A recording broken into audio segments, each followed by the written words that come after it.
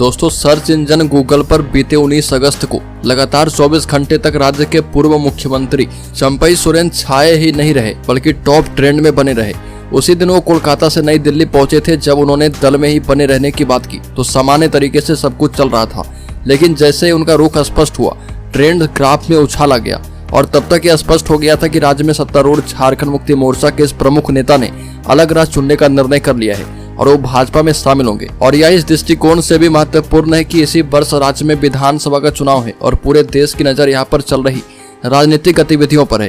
चंपई सोरेन की राजनीतिक और वैचारिक पृष्ठभूमि के लिहाज से भाजपा में उनके शामिल होने के नफा नुकसान को तराजू पर तोलना स्वाभाविक है और ऐसे में सबसे पहले झारखंड में भाजपा की कमजोर कड़ी को ध्यान में रखना होगा, जो पहली बार 2019 में विधानसभा चुनाव और हाल ही में संपन्न हुए लोकसभा चुनाव में उभरकर सामने आया।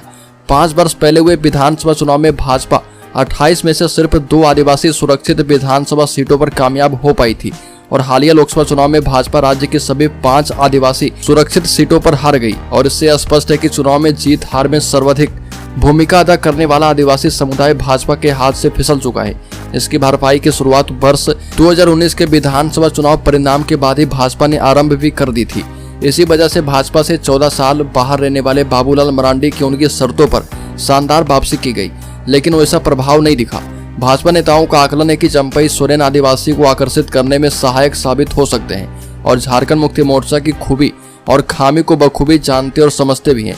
14 विधानसभा सीटों वाले कोल्हान प्रमंडल इलाके में उनकी गहरी पैठ भी है। पृथक राज्य के आंदोलन में उनका सक्रिय योगदान रहा और उनकी अपील कारगर हो सकती है। एक वरीय भाजपा नेता के मुताबिक झारखंड मुक्ति मोर्चा में उनसे सहानुभूति रखने वाले काफी संख्या में है।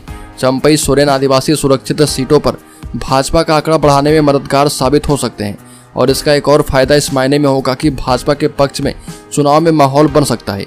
चंपई सोरेन के माध्यम से भाजपा यह संदेश देने का भरसक प्रयास करेगी कि आदिवासी समुदाय से आने वाले एक वरीय नेता के साथ ज्यादती हुई और फिलहाल इस नतीजे पर पहुंचना जल्दबाजी होगी कि चंपई सोरेन आदिवासी का रुख मोड़ने में सफल हो पाएंगे। और इसकी एक बड़ी वजह झारखंड मुक्ति मोर्चा का चुनाव चिन्ह तीर कमान भी है, जिसकी पैठ आदिवासी समुदाय में भीतर तक है और आदिवासियों को इससे भावनात्मक तौर पर जोड़े हुए है। और अभी चंपई सोरेन के साथ फिलहाल झारखंड मुक्ति मोर्चा का कोई विधायक भी जाता हुआ नहीं दिख रहा। ऐसे में इस मोर्चे पर वो दल को झटका देते नहीं दिख रहे और अब यह देखना होगा कि सांगठनिक स्तर पर वो कितना नुकसान पहुंचा पाएंगे।